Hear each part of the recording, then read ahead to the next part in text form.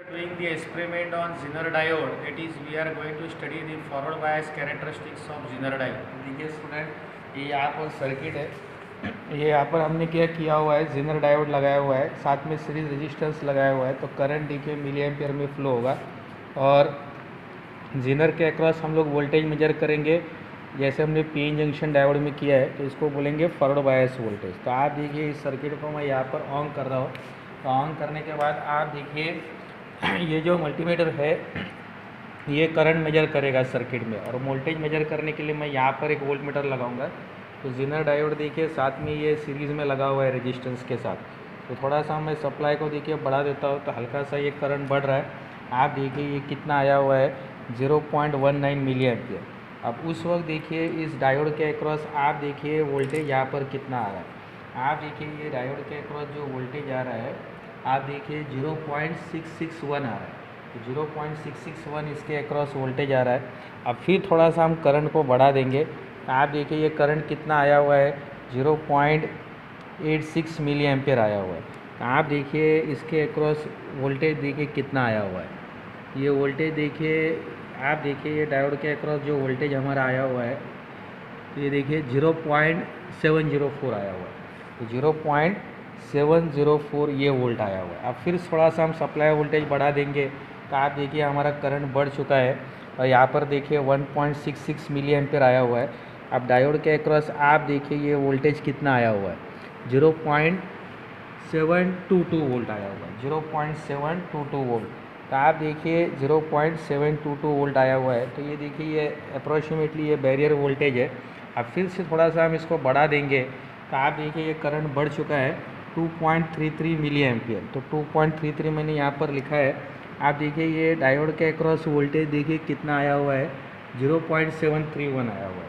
तो 0.731 वोल्ट आया हुआ है। अब फिर से हम क्या करेंगे, इसको बढ़ा देंगे, तो आप देखिए करंट हमारा बढ़ चुका है 3.10 मिली एम्पियर। तो आप देखिए ये डायोड के अक्रॉस जो वोल्टेज है, आप देखिए ये कितना आया हुआ है, 0.739।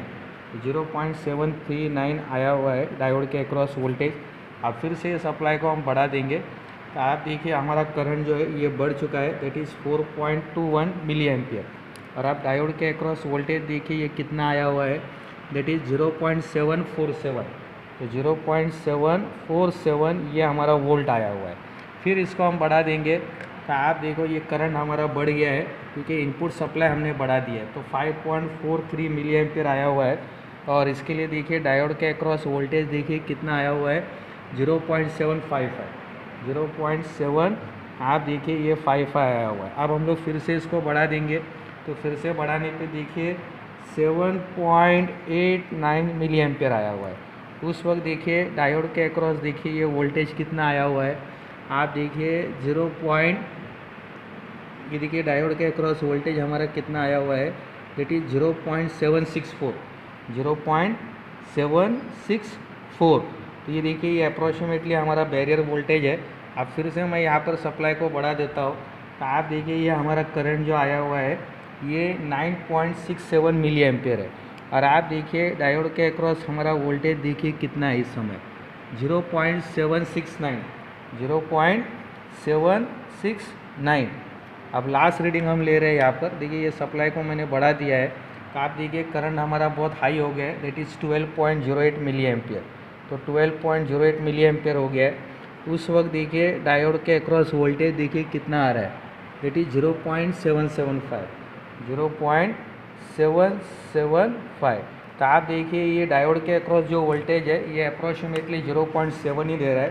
तो आप देखिए 0.19 के लिए 0.661 है, 0.86 के लिए 0.704 है, 1.66 के लिए 0.722 है, 2.33 के लिए 0.731 है, 3.10 के लिए 0.739 है, 4.21 के लिए 0.747 है, 5.43 के लिए 0.755 है, 7.89 के लिए 0.764 है, 9.67 के लिए 0.769 है और 12.08 के लिए 0.775 है। तो करंट अगर बढ़ रहा है तो भी डायोड के अक्रॉस वोल्टेज देखिए हमारा approximately equal to barrier voltage रहता है, that is 0.7। Thank you students. तो आप ये रीडिंग्स को मैनुअल में लिख लीजिएगा।